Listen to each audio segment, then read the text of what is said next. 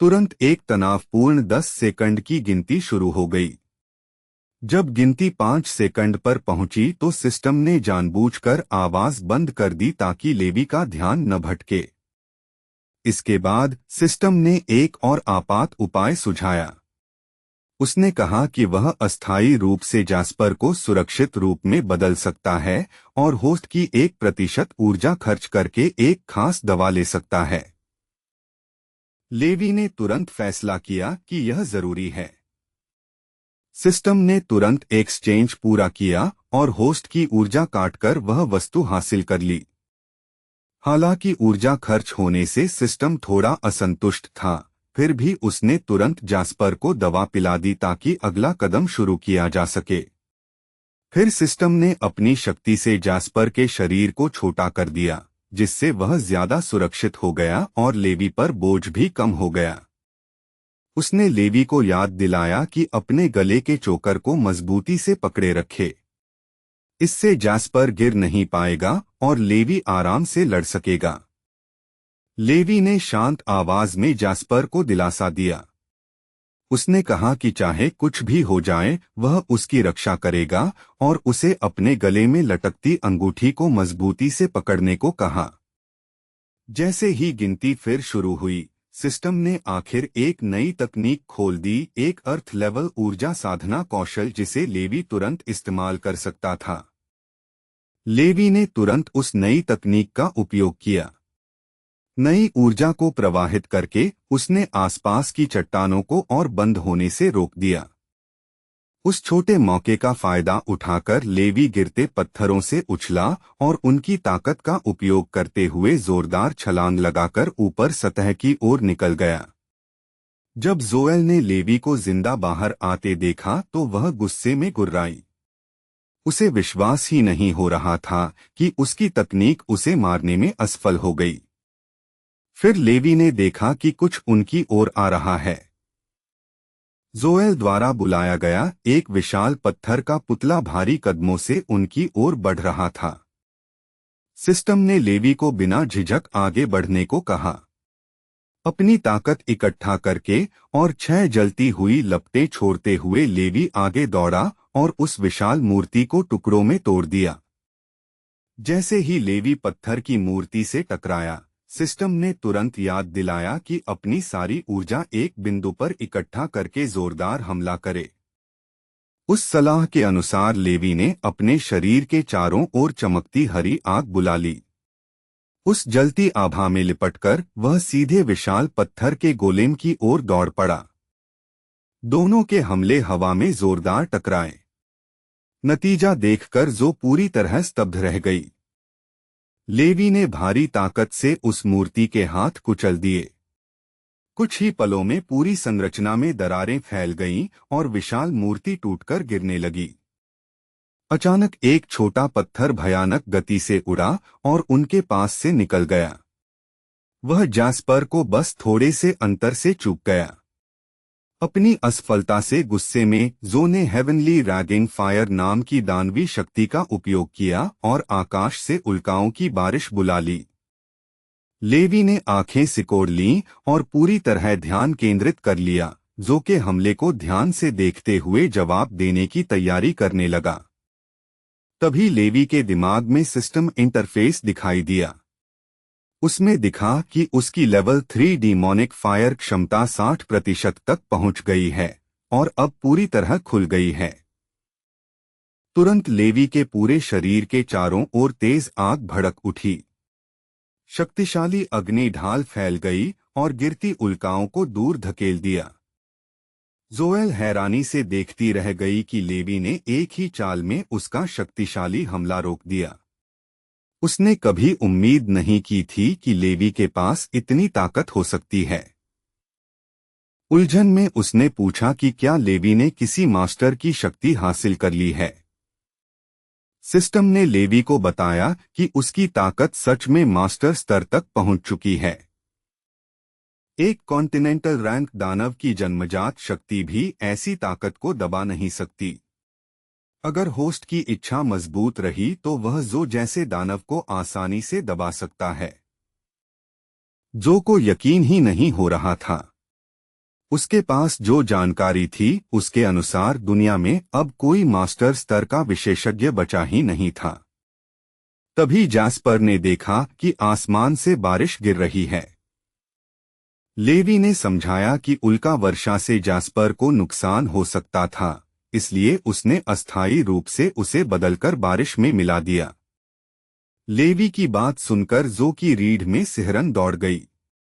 उसे डर लगा कि शायद इस आदमी के पास सच में किसी शासक जैसी शक्ति है। जोएल को अचानक 200 साल पुरानी एक घटना याद आई। उस समय दानवों में एक भयानक शासक उभरा था जिसे लॉर्ड ऑफ द लोकस्ट्स कहा जाता था। उस दानवी शासक ने विशाल पशु सेनाओं का नेतृत्व किया था और उसके आदेश पर इंसानों के किले एक-एक कर नष्ट हो गए थे। जहां भी वह शासक गया, विनाश साथ चला। शहर जल गए और इंसानों की लाशों के ढेर पीछे छूट गए। लेकिन जब उसने लानगो राष्ट्र पर हमला किया तो वहां के रक्षकों ने उम्मीद से ज्यादा कड़ा प्रतिरोध किया। सबसे निर्णायक क्षण पर लॉर्ड बायू नाम का एक शक्तिशाली विशेषज्ञ सामने आया और उसने अपने शरीर की बलि देकर दानवी सेना को रोक दिया। 200 साल पुराने रिकॉर्ड बताते थे कि मानवता के पास 5 ओवरलोड लेवल विशेषज्ञ थे जो 5 सबसे शक्तिशाली राष्ट्रों की रक्षा करते थे। लेकिन अब सब जानते थे कि लानगो में अब ऐसा कोई विशेषज्ञ नहीं बचा।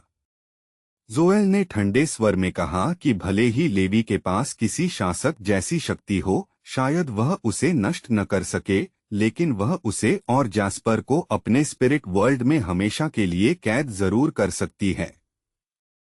क्रूर हंसी के साथ उसने कहा कि इस दुनिया में वह पूरी तरह अजेय है।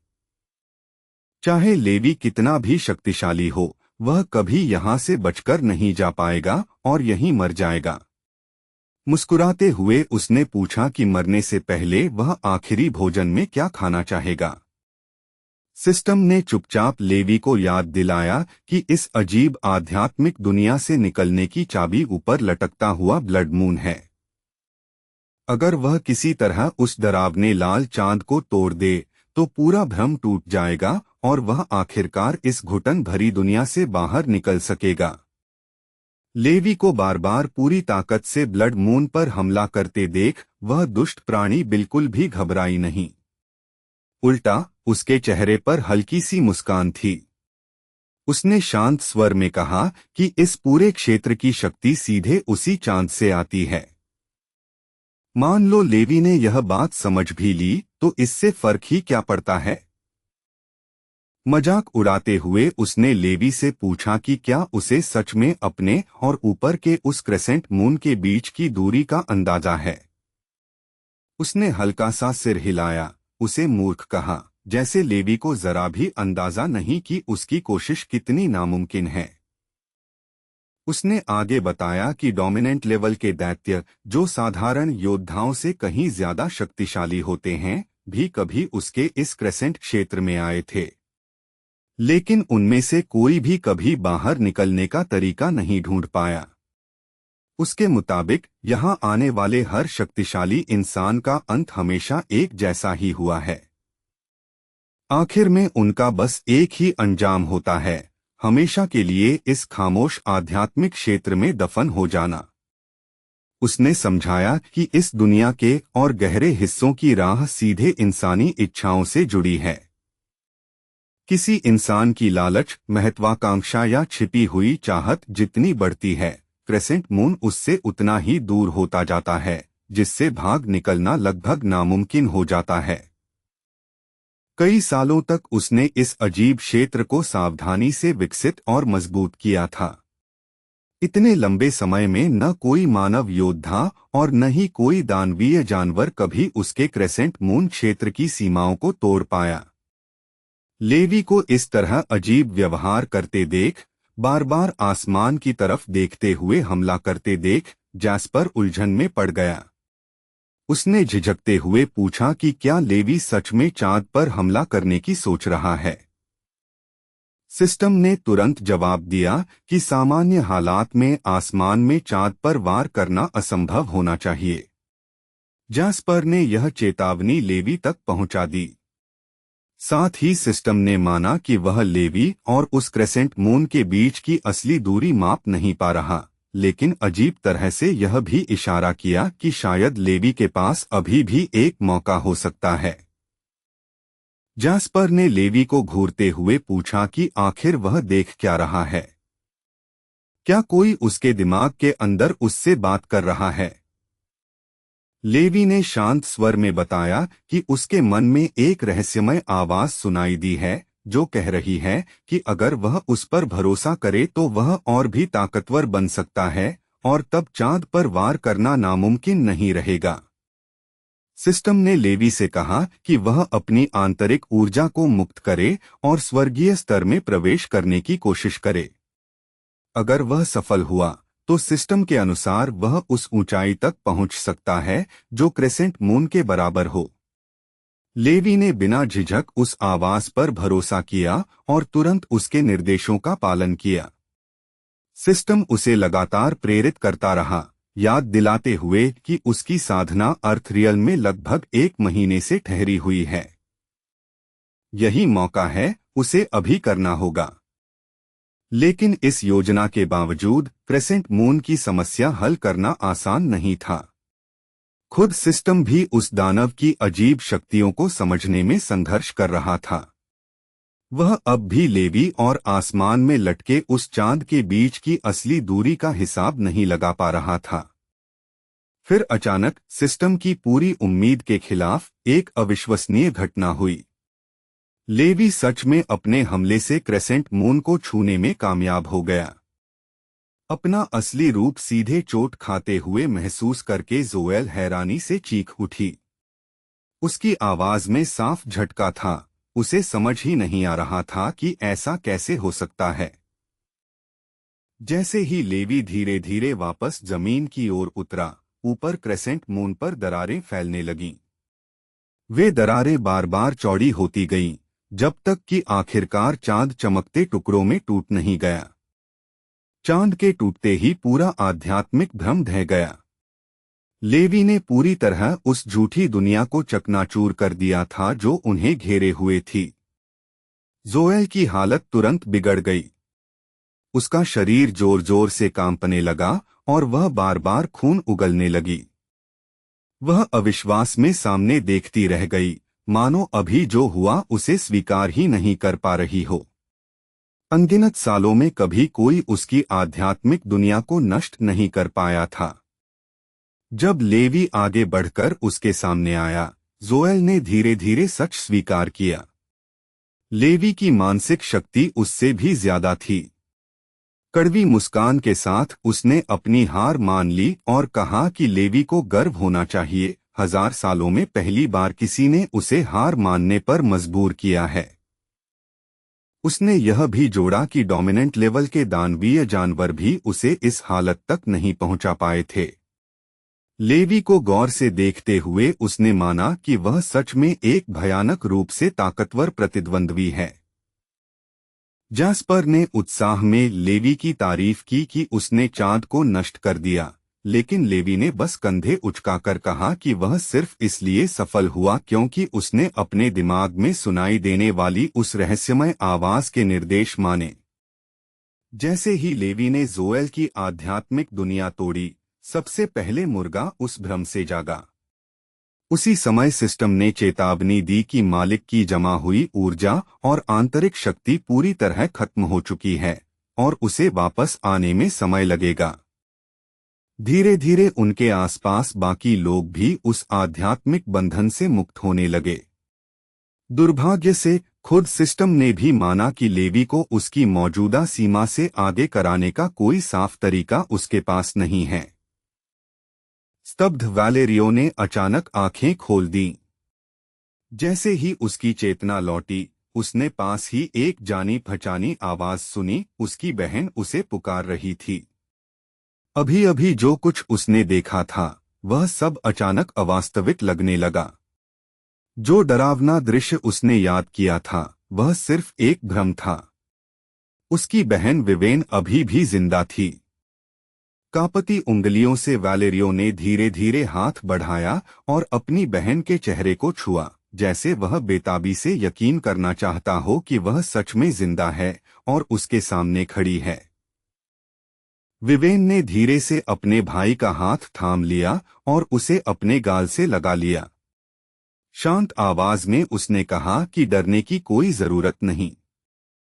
जब वैलेरियो ने अपनी बहन को शांति से खुद पर हीलिंग शक्ति इस्तेमाल करते देखा, तब जाकर उसे सच में यकीन हुआ कि पहले जो कुछ हुआ था वह सिर्फ एक क्रूर भ्रम था और वह सच में बच गई है। अब वैलेरियो अपने भावनाओं को रोक नहीं पाया। उसकी आंखों में आंसू भर आए। राहत और खुशी ने उसे घेर लिया जब उसे एहसास हुआ कि उसकी बहन सच में जिंदा है।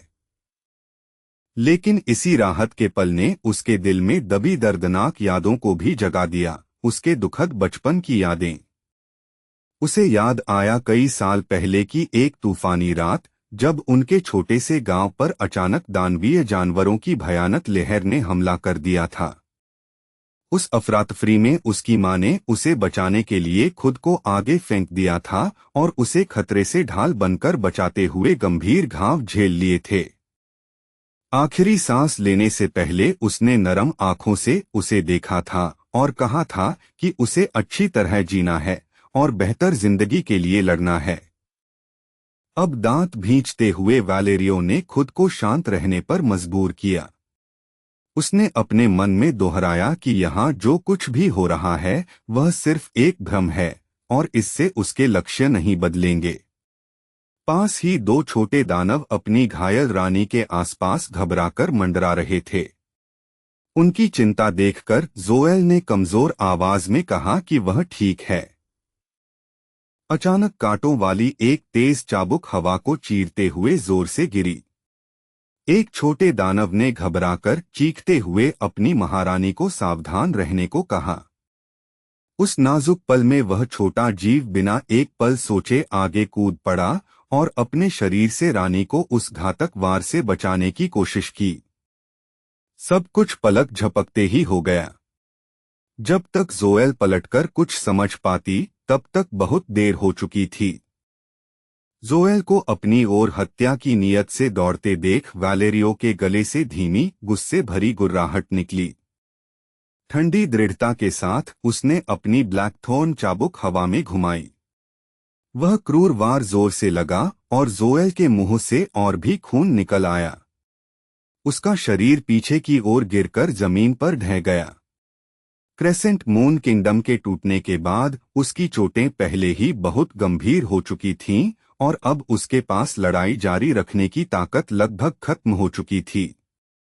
वैलेरियो ने फिर से कांटों वाली चाबुक उठाई और सीधे जोएल के सिर की ओर निशाना साधा। लेकिन छोटा दानव फिर आगे बढ़ गया, खतरे की परवाह किए बिना उसके बदले वार झेलने को तैयार। जोएल बस बेबस होकर चिल्ला सकती थी, वैलेरियो से विनती करते हुए कि वह उन्हें नुकसान न पहुंचाए। फिर एक डरावनी आवाज आई जब कांटेदार चाबुक ने मांस को चीर दिया। जोएल वहीं जम गई और खाली निगाहों से सामने देखने लगी जब गर्म खून उसके चेहरे पर छिटक पड़ा। सबसे खतरनाक पल में अचानक दो मजबूत हाथों ने हवा में झूलती चाबुक को पकड़ लिया। मुर्गा बीच में आ गया था और उसने ठीक समय पर वैलेरियो का हमला रोक दिया। पीछे खड़े छोटे जीव को बचाते हुए गुस्से में गरज उठा कि अब वह यह सब और बर्दाश्त नहीं करेगा। वैलेरियो शांत और ठंडा ही रहा। उसने कहा कि दानव हमेशा दानव ही रहते हैं। फिर उसने मुर्गे पर आरोप लगाया कि आखिरकार उसने अपना असली रूप दिखा दिया और पूरी तरह अपने मालिक को धोखा दे दिया। मुर्गा कुछ पल तक चुप रहा। उसके चेहरे पर धीरे धीरे एक अजीब और पढ़ना मुश्किल सा भाव उभर आया। फिर वह अचानक फुफकारा और बोला कि इसमें कोई धोखा नहीं है, क्योंकि वह कभी सच में लेवी के प्रति वफादार था ही नहीं। उसका गुस्सा बढ़ता गया और उसने कहा कि वह एक दानवीय जानवर है और उसके जैसे जीव कभी इंसानों के प्रति वफादार नहीं हो सकते। मैटेओ और लियोन यह सुनकर स्तब्ध रह गए जब मुर्गे ने खुलकर स्वीकार कर लिया कि वह एक जासूस की तरह काम कर रहा था। मुर्गा गर्व से बोलता रहा, कहते हुए कि वह हमेशा से एक परफेक्ट जासूस रहा है। उसके हिसाब से इंसानों को मारकर वह हर दानवीय जानवर की नजर में एक हीरो बनने वाला था। यह घमंडी स्वीकारोक्ति सुनकर वैलेरियो जोर से हंस पड़ा। उसने कहा कि उसे शुरुआत से ही पता था कि मुर्गा इंसानों का दुश्मन है। वैलेरियो ने जोर से सबको याद दिलाया कि अभी-अभी सबने उस दानवीय जानवर को खुद कहते सुना है कि वह एक जासूस था और कभी इंसानों के प्रति वफादार नहीं था। ठंडी आवाज में उसने कहा कि लेवी यहाँ लोगों को बचाने आया है, दानवीय जानवरों की रक्षा करने नहीं। और उनके बीच छिपा यह जासूस पूरे समय चुपचाप अपनी ही जाति की मदद करता रहा। गुस्से से मुर्गे की ओर इशारा करते हुए वैलेरियो ने कहा कि इस जीव को सिर्फ एक ही सजा मिलनी चाहिए, मौत। मुर्गे को जल्दी ही समझ आ गया कि वैलेरियो को उसके शरीर में फैल रहे थॉर्न पॉइजन के बारे में पता है और वह इसी मौके का फायदा उठाकर बाकी सबको मिलकर उस पर हमला करने के लिए उकसा रहा है। उसे डर था कि लेवी और बाकी लोग सच में एकजुट होकर यहीं उसे खत्म कर सकते हैं। अब भागना नामुमकिन था, लेकिन वह अपने भाइयों को बेबस मरते हुए देखने का ख्याल भी सह नहीं सकता था। जैसे ही तनाव अपने चरम पर पहुंचा, अचानक लेवी आगे बढ़ा। सबकी हैरानी के लिए उसने सीधे वैलेरियो के आरोपों को नकार दिया और कहा कि वह किसी को भी मुर्गे को नुकसान नहीं पहुंचाने देगा। वैलेरियो अविश्वास से लेवी को घूरता रह गया और गुस्से में चिल्लाया, मुर्गे ने अभी-अभी खुद माना है कि वह जासूस है और कभी वफादार नहीं था, फिर भी लेवी सबके सामने उसकी रक्षा करने वाला है। लेवी बस वहीं खड़ा रहा, चुपचाप सोचते हुए। सच कहें तो उसे बिल्कुल समझ नहीं आ रहा था कि वैलेरियो आखिर किस बारे में बात कर रहा है। मुर्गा बिल्कुल स्थिर खड़ा रह गया, जैसे उसे अपने कानों पर ही भरोसा न हो रहा हो। लेवी ने बेहद दृढ़ आवाज में कहा कि उसे इससे कोई फर्क नहीं पड़ता कि मुर्गा जासूस है या नहीं। लेवी की नजर में बस एक सच्चाई मायने रखती थी, जब उसे मदद की जरूरत थी तब मुर्गे ने उसकी मदद की थी। उसी एक बात की वजह से लेवी ने शांत लेकिन पक्के इरादे के साथ वादा किया कि चाहे लोग कुछ भी सोचें या कहें, वह मुर्गे के साथ खड़ा रहेगा और उसकी रक्षा करेगा। लेवी ने आगे भी उसी स्थिर आवाज में कहा कि वह कभी भी वैलेरियो या किसी और को मुर्गे को नुकसान नहीं पहुंचाने देगा, चाहे लोग कितना भी शक करें। लेवी ने साफ कर दिया कि वह खुद मुर्गे को हर खतरे से बचाएगा। यह सच्ची सुरक्षा की बात सुनकर मुर्गे की आंखें नम हो गईं और वह भावुक होकर लगभग रो ही पड़ा। थोड़ी दूरी पर खड़ा वैलेरियो यह सब सुनकर गुस्से से भर गया। उसके गले से धीमी गुर्राहट निकली क्योंकि उसके अंदर झुंझलाहट उबल रही थी। उसके मन में बस एक ही सवाल था, इन लोगों को आखिर हो क्या गया है? क्या ये सब अपनी समझ खो चुके हैं? या फिर ये भूल गए हैं कि वे इंसान हैं और एक ऐसे प्राणी का साथ दे रहे हैं जो शायद उनका दुश्मन हो सकता है? तभी जब माहौल और भारी हो गया, पास से अचानक एक साफ महिला आवाज सुनाई दी। उसकी आवाज में अधिकार भी था और खुली चुनौती भी। उसने बिना झिझक कहा कि वैलेरियो को इंसानियत की तरफ से बोलने का बिल्कुल भी अधिकार नहीं है। वह आगे बढ़ी और सामने आई। वह सेरेनिटी थी। उसके चेहरे पर गुस्सा और निराशा साफ दिख रही थी जब उसने सीधे वैलेरियो की तरफ देखा। तीखी आवाज में उसने पूछा कि जो कुछ हुआ उसके लिए उसे जरा भी पछतावा है या नहीं, खासकर यह देखते हुए कि उसके कामों की वजह से शहर लगभग तबाह हो गया था। लेयोन और मैट्टियो ने एक दूसरे की तरफ उलझन भरी नजर से देखा और फिर हैरानी में सेरेनिटी की तरफ मुड़े। उन्हें उसकी बात ठीक से समझ नहीं आ रही थी। झिझकते हुए उन्होंने पूछा कि वह शहर के लगभग नष्ट होने से क्या मतलब निकाल रही है, क्योंकि उनकी नज़र में तो शहर पहले ही पूरी तरह बर्बाद हो चुका था। सेरेनिटी ने गहरी सांस ली और पूरी घटना का सच बताना शुरू किया। उसने बताया कि एंट क्वीन ने चुपचाप शहर में आए सभी योद्धाओं के दिमाग को नियंत्रित कर लिया था, जैसे वे उसके कठपुतली हों। इतना ही नहीं, उसी ने गुप्त रूप से वह डरावना यातना वाला वीडियो भी रिकॉर्ड किया था जिसने बाद में शहर में दहशत और अराजकता फैला दी। इतनी भयानक हालत के बावजूद सेरेनिटी ने बताया कि आखिर में एंट क्वीन ने एक प्रस्ताव स्वीकार कर लिया था। उसी समझौते की वजह से उसने पकड़े गए योद्धाओं और शहर में फंसे आम लोगों को नुकसान पहुंचाना बंद कर दिया। आखिरकार जोएल ने एक फैसला लिया। अच्छी तरह सोचने के बाद उसने सेरेनिटी को दानवों की मदद करने की अनुमति दे दी ताकि वे मिलकर एक संभावित एंटीडोट ढूंढ सकें, कुछ ऐसा जो उनके बीच फैल रहे भयानक प्रभाव का इलाज कर सके। लेकिन जैसे ही उस दवा का जिक्र हुआ, विवेन का पूरा शरीर कांपने लगा। सिर्फ उसका नाम सुनते ही उसके दिमाग में दर्दनाक यादें वापस आ गईं, जिन्हें वह बड़ी मुश्किल से भूलने की कोशिश कर रही थी। उसके दिमाग में कई साल पुराना दृश्य फिर से उभर आया। उसे याद आया जब वह शहर पहुंची थी और उसने अपने माता पिता को जमीन पर निर्जीव पड़े देखा था। उनके चारों तरफ भयानक दानवीय जानवरों की लाशें पड़ी थीं। इतनी दर्दनाक याद के सामने विवेन पूरी तरह खो गई। उसके मन में सिर्फ उलझन और दुख भर गया और उसे समझ ही नहीं आया कि अब उसे क्या करना चाहिए। दुख से टूटी हुई वह बस वहीं बैठी रह गई और उसके चेहरे से आंसू लगातार बहते रहे। उसके दिल का दर्द इतना भारी था कि उसमें खड़े होने की भी ताकत नहीं बची थी। तभी उसका भाई अचानक उसके पास आ गया। उसने पहले कुछ नहीं कहा, बस धीरे से विवेन के सिर पर हाथ रखा और उसके बालों को सहलाया, जैसे चुपचाप उसे दिलासा दे रहा हो। वलेरियो ने अपनी छोटी बहन से शांत लेकिन दृढ़ आवाज में कहा कि वह अब और न रोए। उसने वादा किया कि एक दिन वह उन सभी दानवीय जानवरों को मार डालेगा जिन्होंने उनकी जिंदगी बर्बाद की है, और उनके माता पिता की मौत का बदला लेगा। उसी पल से वलेरियो के दिल में एक जलती हुई प्रतिज्ञा बस गई। उसने कसम खाई कि एक दिन वह दुनिया से हर एक दानवीय जानवर को खत्म कर देगा, एक भी जिंदा नहीं छोड़ेगा। इस लक्ष्य को हासिल करने के लिए वलेरियो ने एक खास तरह का जहर बनाने का सोचा, इतना ताकतवर कि दानवीय जानवर पूरी तरह मिट जाएं।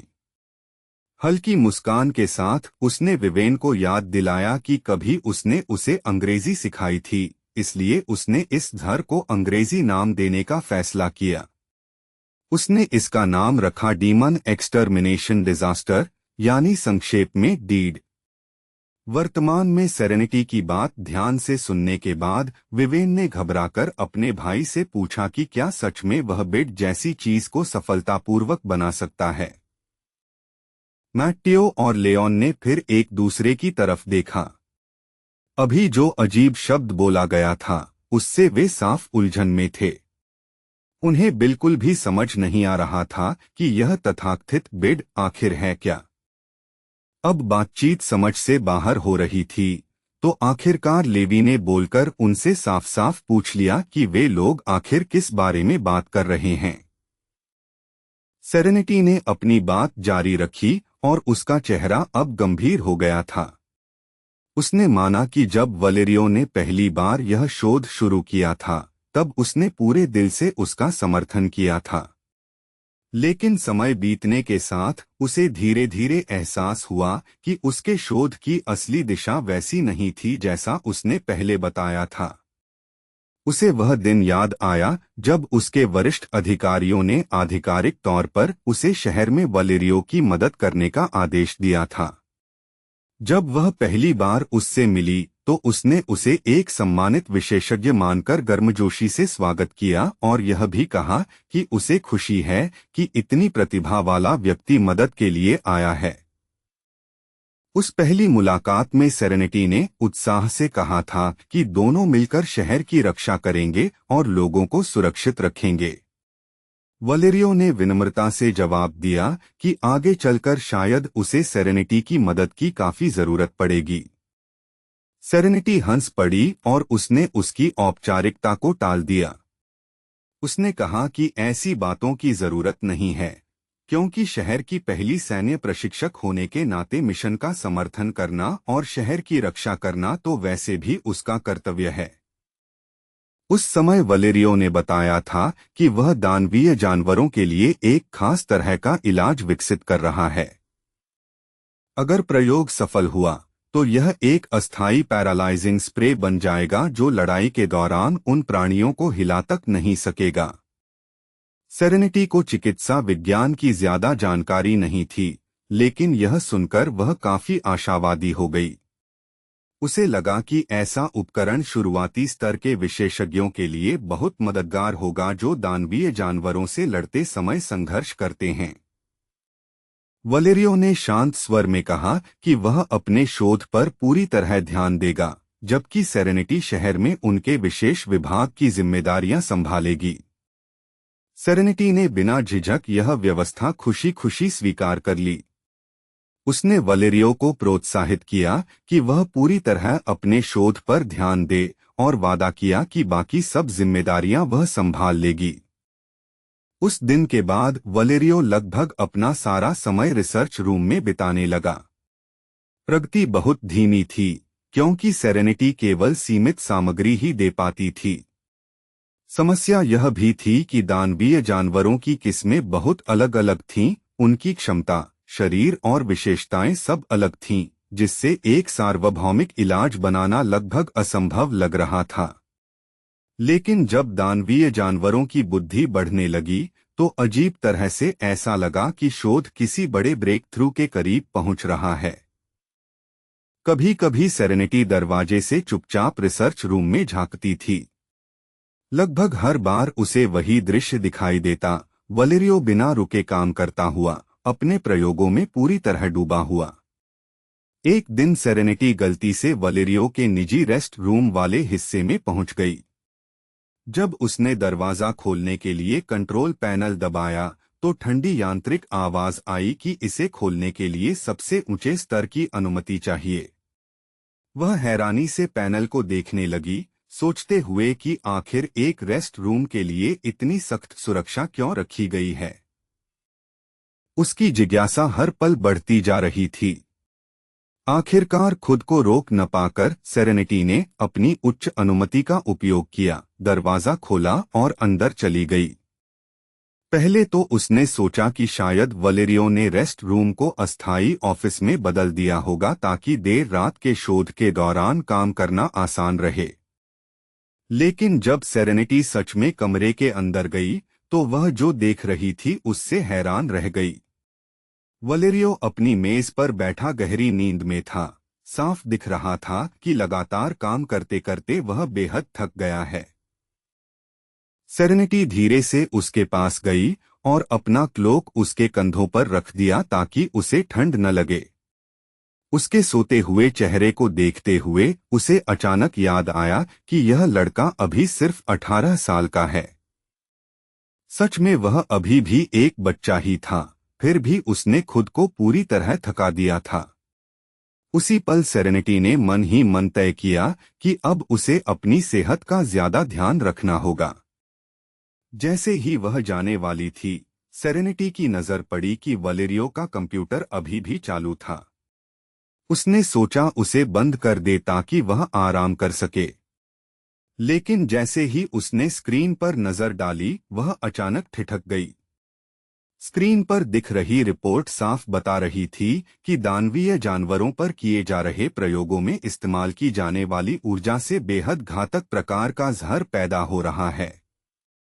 और भी डरावनी बात यह थी कि दस्तावेज में लिखा था कि यह विष तेजी से फैल सकता है और उसी ऊर्जा वाले सभी जीवों को खत्म कर सकता है।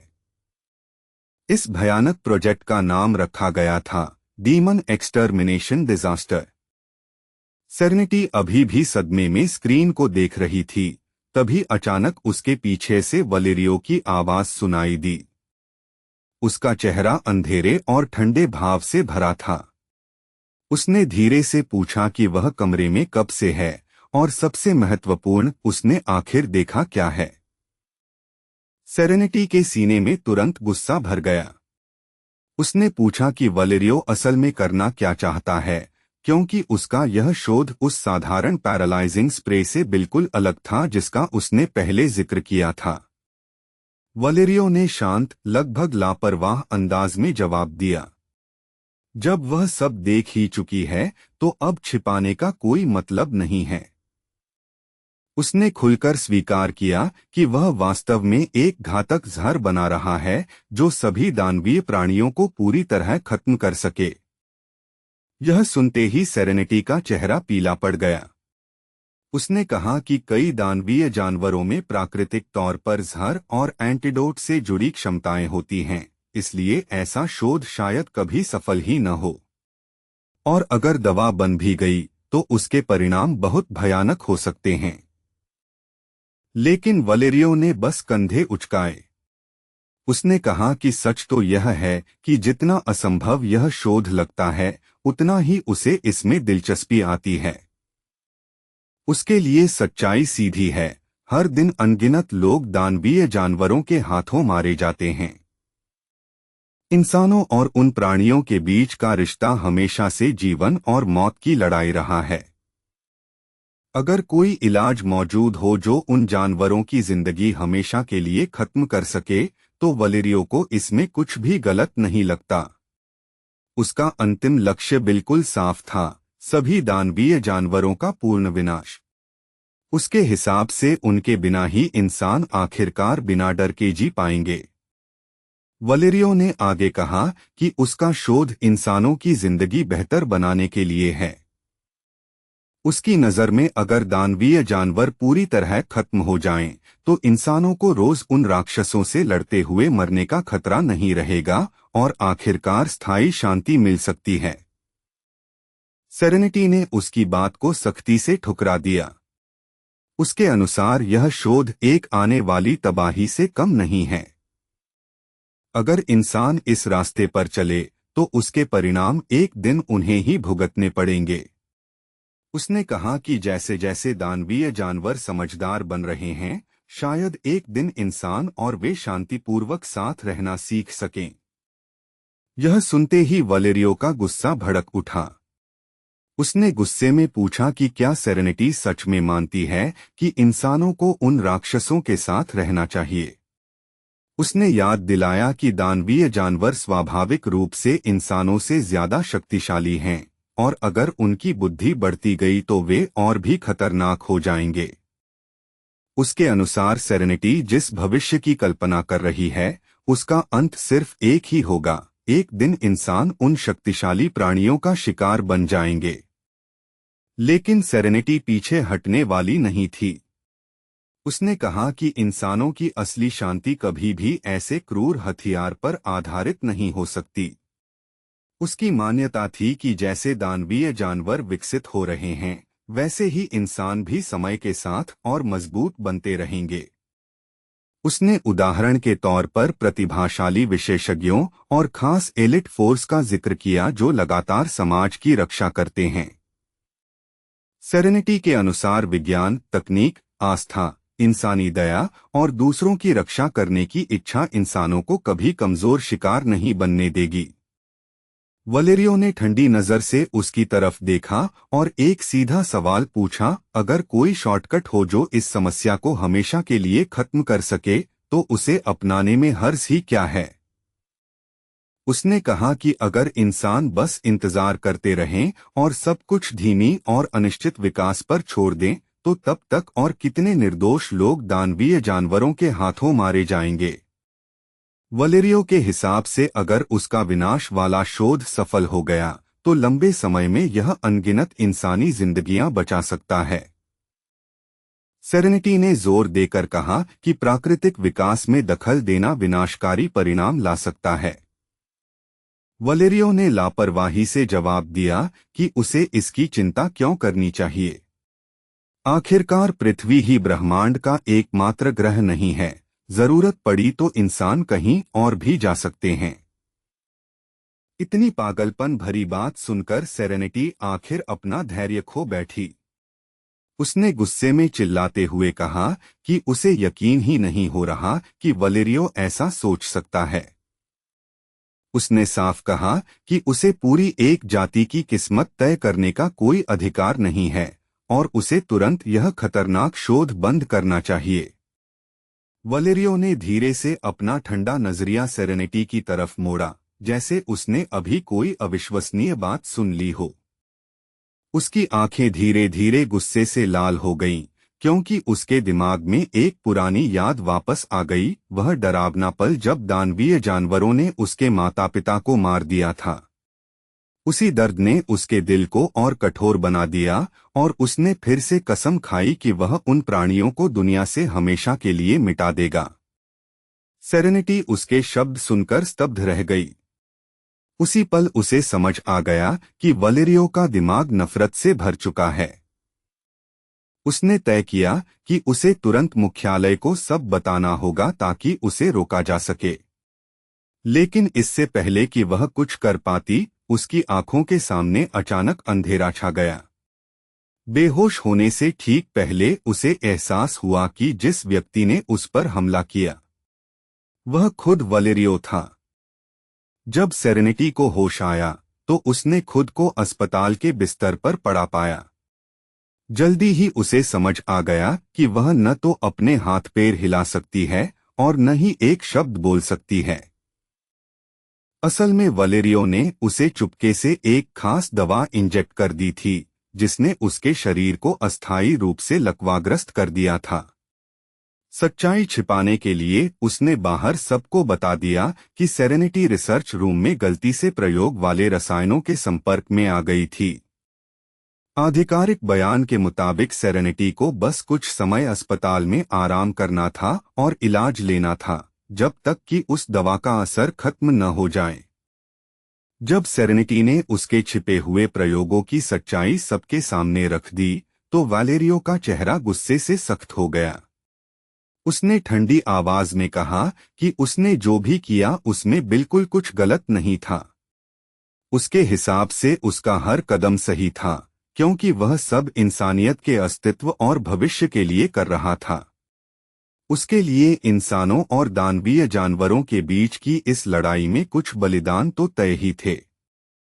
अपने भाई को इतनी डरावनी दृढ़ता से बोलते सुनकर विवेन का चेहरा पीला पड़ गया, जैसे उसके चेहरे से सारा खून उतर गया हो। दूसरी तरफ सेरेनिटी गुस्से से भर उठी। उसने पूछा कि क्या वलेरियो सच में मानता है कि इंसानियत के लिए काम करने का मतलब सारे सिद्धांत और नैतिक सीमाएं छोड़ देना है। तीखी आवाज में उसने उसे और घेरा, पूछते हुए कि पर्दे के पीछे उसने और कौन कौन से भयानक काम किए हैं, और क्या उसमें हिम्मत है कि अपनी ही बहन के सामने उन अपराधों को कबूल करे। वलेरियो की आंखें और ठंडी और अंधेरी हो गईं जब उसने धीरे धीरे सेरेनिटी की तरफ देखा। उसकी नजर में जलता हुआ गुस्सा साफ दिखाई दे रहा था और दोनों के बीच का माहौल इतना भारी हो गया जैसे हवा ही जम गई हो। उसी समय वलेरियो के दिमाग में एक पुरानी याद चमक उठी। उसे वह दिन याद आया जब उसने मुख्यालय में विशेष मापने वाले उपकरण पर अपनी लड़ाई की ताकत का परीक्षण किया था, जब वह टेस्ट चेम्बर में अकेला खड़ा था और मशीनें उसकी शक्ति का आकलन कर रही थीं। उस परीक्षण के दौरान वलेरियो को एक अहम बात समझ आ गई थी। अगर सिस्टम आधिकारिक तौर पर तय कर देता कि उसकी ताकत कॉन्टिनेंटल रैंक तक पहुंच चुकी है, तो मुख्यालय उसे कभी भी आजादी से जाने नहीं देता। इसके बजाय वे उसे राजधानी में कड़ी निगरानी में रख लेते।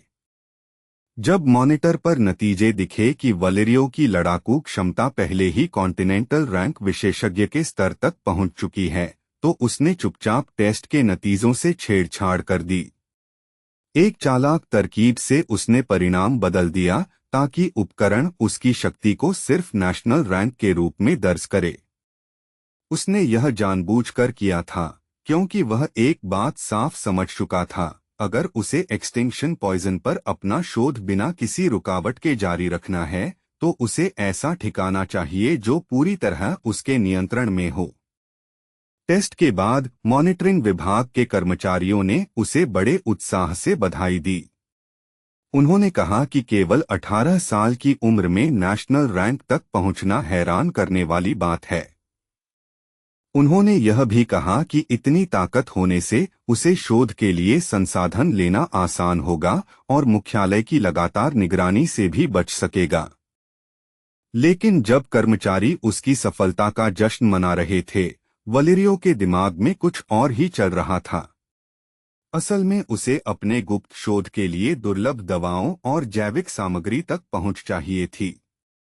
अपनी योजना को आगे बढ़ाने के लिए वलेरियो ने चीफ ऑफ स्टाफ से संपर्क किया और आदरपूर्वक कहा कि वह ट्रेडिंग सिटी की गैरिसन में ट्रांसफर होना चाहता है। एक शक्तिशाली कल्टीवेटर होने के नाते उसने कहा कि वह वहां योगदान देना चाहता है। लेकिन उसे पता था कि उसकी कम उम्र की वजह से कुछ लोग उस पर इतनी जिम्मेदारी देने में हिचक सकते हैं। कमांडर ने ध्यान से उसकी बात सुनी और फिर उसकी विनती स्वीकार कर ली। उसने कहा कि वह बाकी अधिकारियों के साथ बैठक करेगा ताकि मिलकर फैसला किया जा सके कि वैलेरियो को ट्रेडिंग सिटी गैरिसन की जिम्मेदारी दी जाए या नहीं। आखिरकार फैसला उसके पक्ष में गया। वैलेरियो को आधिकारिक तौर पर चोंगशी गैरिसन में नियुक्ति मिल गई, एक ऐसी जगह जो मुख्यालय से काफी दूर थी, जहां वह चुपचाप एक्सटिंक्शन पॉइजन पर अपना शोध जारी रख सकता था। लेकिन उसके प्रयोगों के शुरुआती चरण में ही एक समस्या सामने आ गई।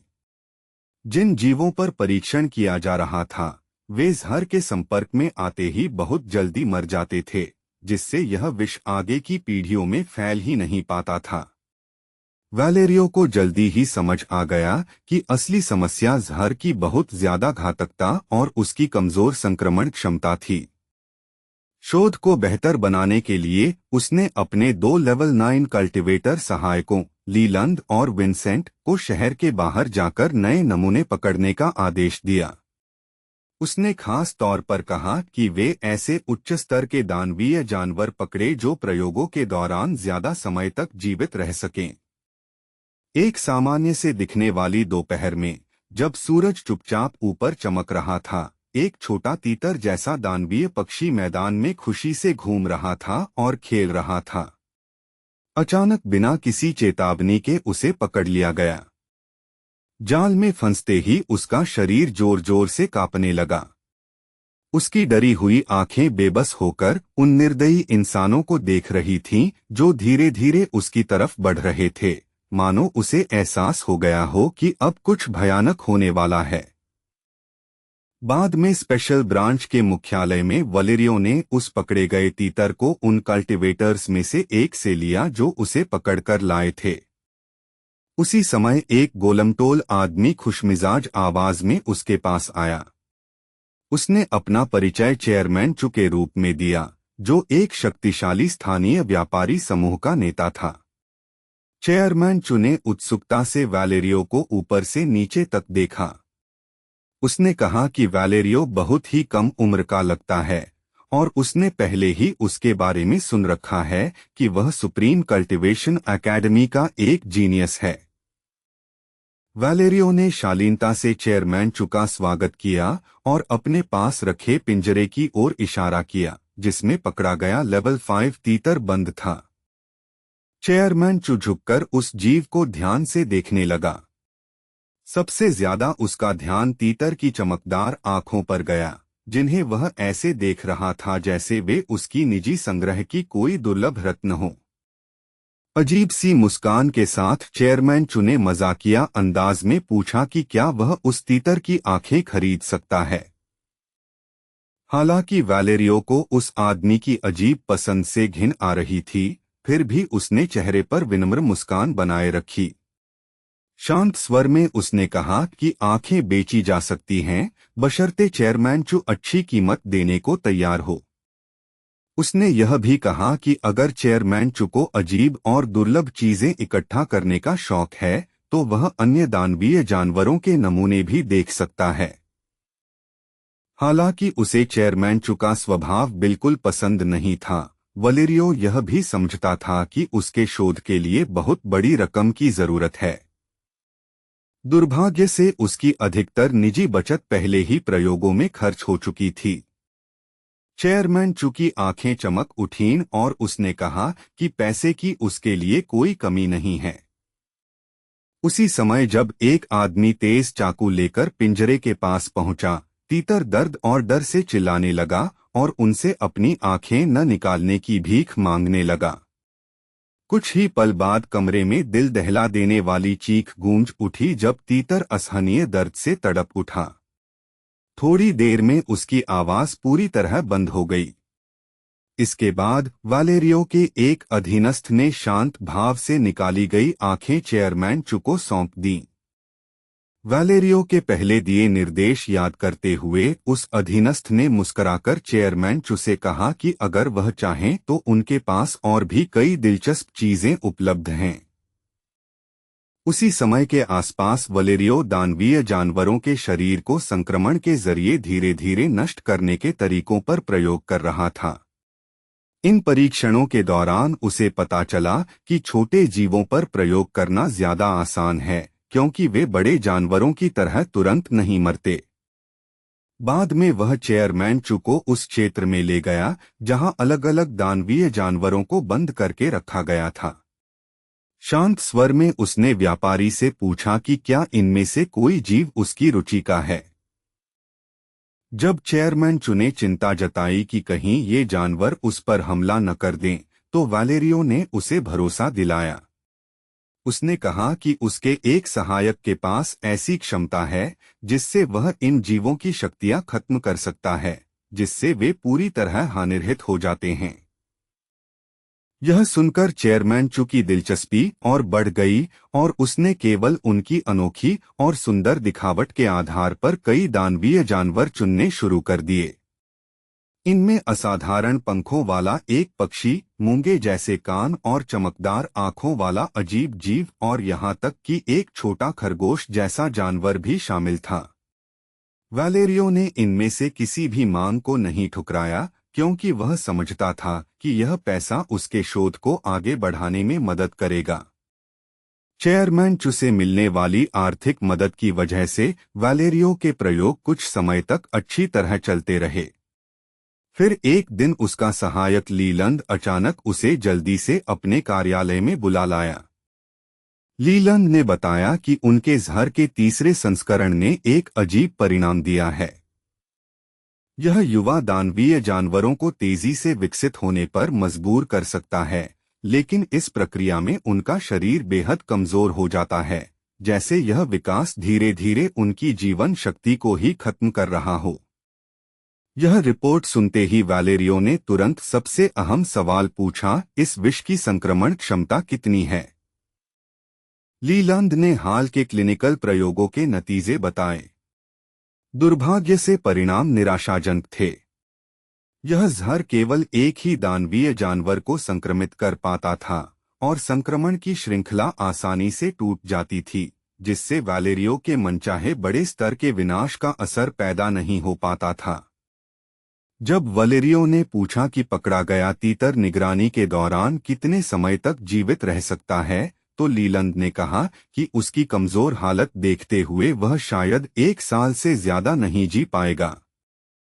लीलैंड ने यह भी बताया कि बाहरी खरीदारों की वजह से उनके शोध के लिए पैसा धीरे धीरे बढ़ रहा है। इसी से प्रेरित होकर उसने सुझाव दिया कि शहर में एक गुप्त अंडरग्राउंड ऑक्शन शुरू किया जाए ताकि और ज्यादा पैसा कमाया जा सके।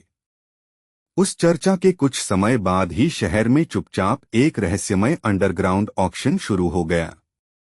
इस नीलामी में अजीब चीजों के बीच एक डरी हुई कैटगर्ल भी पिंजरे में बंद दिखाई गई। उसे एक दुर्लभ वस्तु की तरह दिखाया जा रहा था, जिसे अमीर खरीदार खरीद सकते थे जो अजीब जीवों को इकट्ठा करने का शौक रखते थे। नीलामी में मौजूद लोग उत्साह से इकट्ठा होकर आपस में फुसफुसाने लगे। कुछ लोग सोच रहे थे कि क्या यह कैटगर्ल सच में दानवीय जानवर है या इसमें कोई छिपा हुआ खतरा हो सकता है।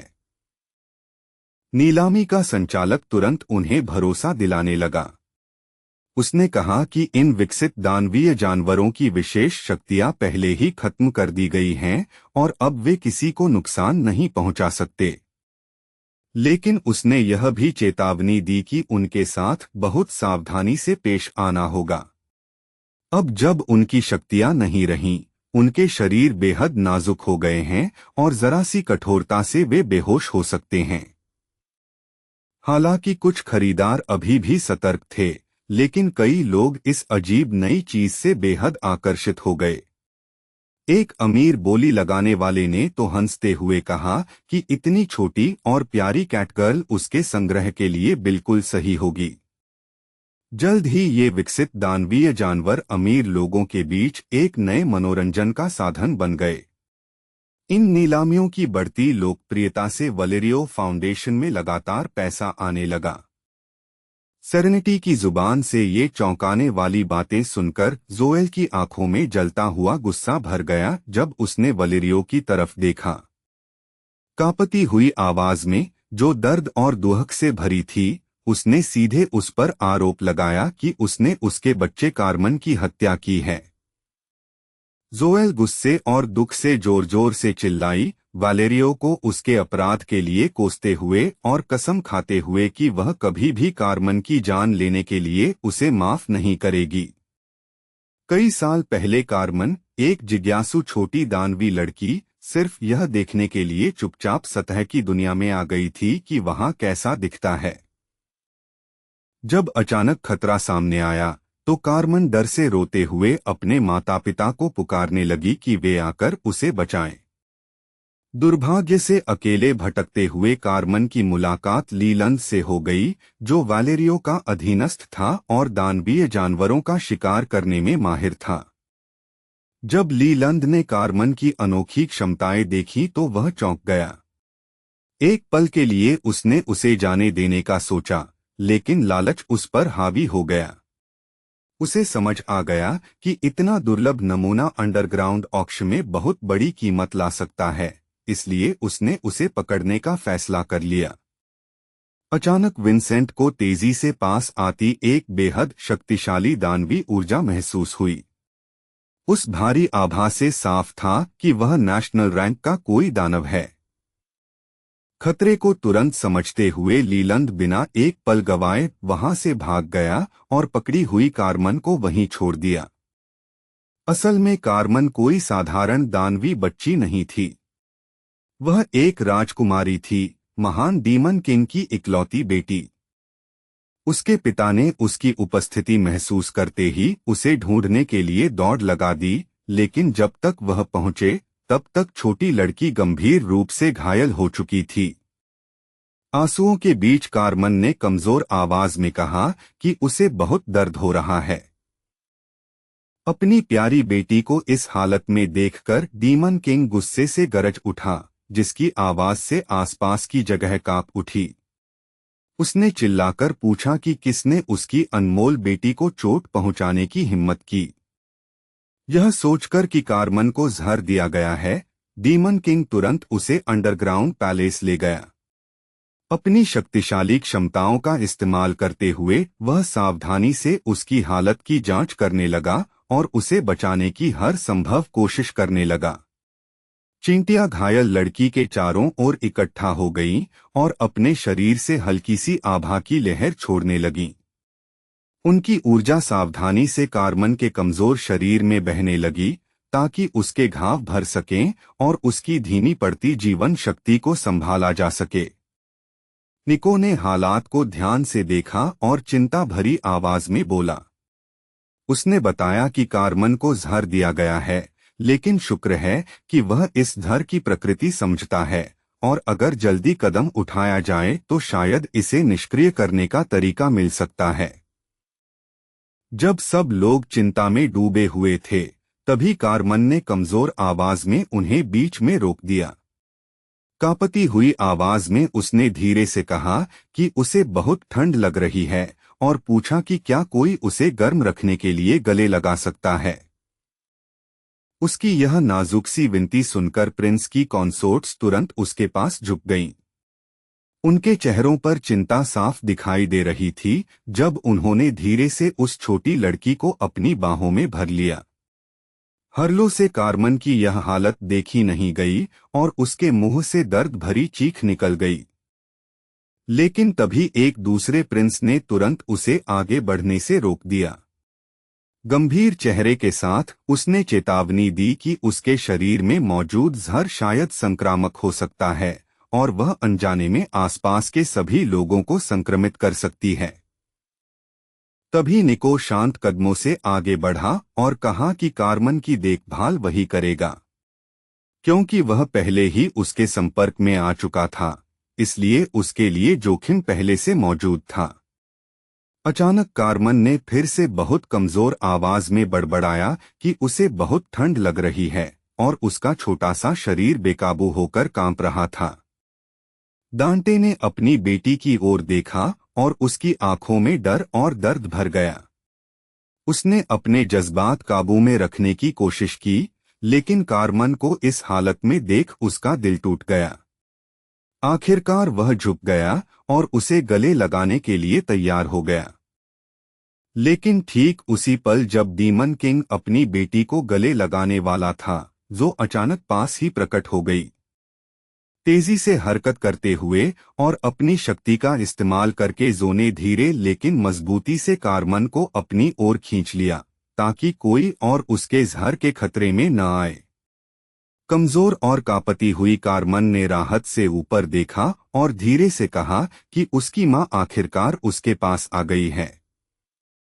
जब जोएल ने अपनी बेटी को यह कहते सुना कि उसे मरने से डर लग रहा है, तो उसका दिल दर्द से कस गया। उसने तुरंत कार्मन को भरोसा दिलाया कि चाहे कुछ भी हो जाए, वह उसे बचा लेगी और धीरे से कहा कि सब ठीक हो जाएगा। अपनी बुझती हुई ताकत के साथ कार्मन ने धीरे से अपनी मां से कहा कि वह उससे बहुत प्यार करती है। उसने बताया कि वह चुपके से सरफेस वर्ल्ड गई थी ताकि टोरी को ढूंढ सके, जो उसकी दोस्त थी और जिसे इंसानों ने पकड़ लिया था और बेरहमी से उसकी आंखें निकाल दी थीं। लेकिन जब वह टोरी को बचाने की कोशिश कर रही थी, तभी इंसानों ने उसे देख लिया और भागने से पहले ही पकड़ लिया। आंखों में आंसू लिए कार्मन ने जो कुछ हुआ था वह सब बताया और कमजोर आवाज में वादा किया कि वह दोबारा कभी सरफेस पर नहीं जाएगी। लेकिन बोलते बोलते उसकी आवाज और धीमी होती गई और उसकी जीवन शक्ति लगातार कम होती गई। अपने दुख को दबाते हुए जोएल ने धीरे से कार्मन से कहा कि अगर उसे नींद आ रही है तो वह आराम कर सकती है। अगर उसे ठंड लग रही है तो वह उसे गले लगाएगी। जोएल ने यह भी वादा किया कि वह कार्मन की आखिरी इच्छा पूरी करेगी और इंसानों से छोटी टोरी को वापस लेकर आएगी। उसी पल डीमन किंग के दिल में भयंकर गुस्सा भड़क उठा, इतना गहरा कि मानो किसी तूफान की तरह फट पड़ने वाला हो। इसी दौरान दूर कहीं वैलेरियो और उसके साथी लैब में अपने प्रयोग जारी रखे हुए थे। तभी अचानक एक तेज आवाज पूरे इलाके में गूंज उठी और वहां मौजूद सभी लोग चौंक गए। उस रहस्यमयी आवाज ने ठंडे गुस्से के साथ घोषणा की कि इन अपराधों के जिम्मेदार इंसानों को एक दिन अपने हर किए की कीमत चुकानी पड़ेगी।